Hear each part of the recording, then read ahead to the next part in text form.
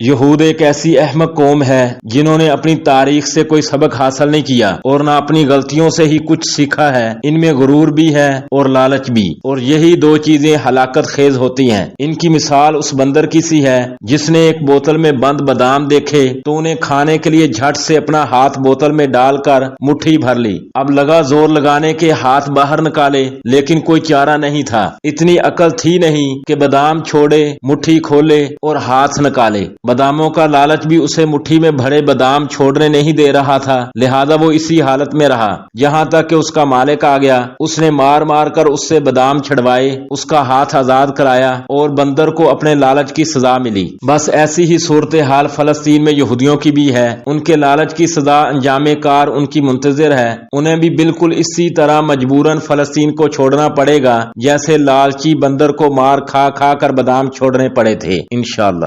شامی نامہ